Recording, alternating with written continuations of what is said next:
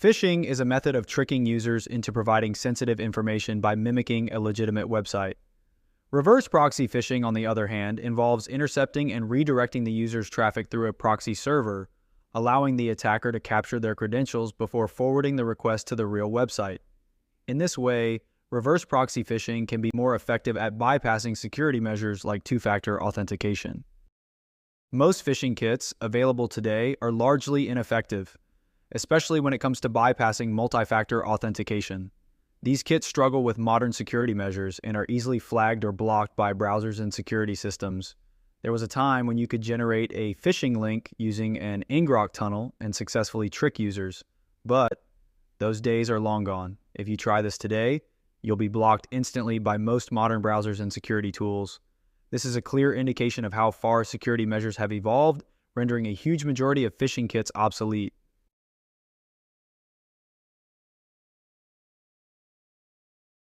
For context, I'm going to show you what a phishing attack looks like with a tool like PyPhisher. This way, you can actually see how funny things used to be back then. These were the good old days of phishing attacks.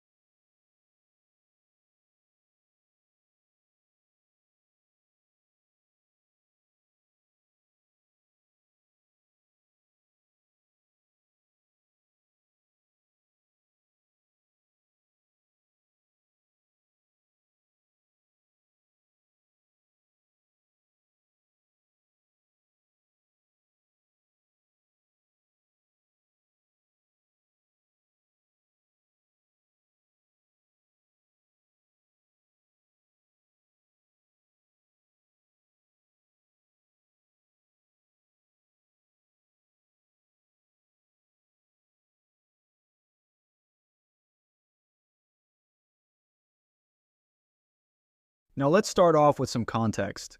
I'll quickly explain the technical process behind reverse proxy phishing, the method used to capture credentials and session tokens by acting as an intermediary between the user and the legitimate website. First, the user unknowingly requests access to a phishing site, which is designed to look identical to the legitimate site they intend to visit. This request is immediately routed through the adversary's reverse proxy server. The reverse proxy server is critical here because it acts as a middleman, transparently relaying the user's request to the target site without the user's knowledge. Next, the reverse proxy server forwards the user's request to the legitimate target site, such as Instagram or any other service the attacker aims to compromise. This step ensures that the interaction appears genuine to the user, as they are unknowingly communicating with the real site through the proxy. When the target site responds, it sends the requested content, such as the login page, back to the reverse proxy server. The reverse proxy then relays this content back to the user, creating a seamless experience that the user believes is a direct interaction with the target site. During this entire process, the user remains completely unaware of the malicious actor's involvement. The reverse proxy server captures all the information the user submits, including usernames, passwords, and even multi-factor authentication. These credentials are captured in real time, allowing the attacker to gain unauthorized access to the user's account almost instantly. Furthermore, the reverse proxy continues to collect information throughout the user's session.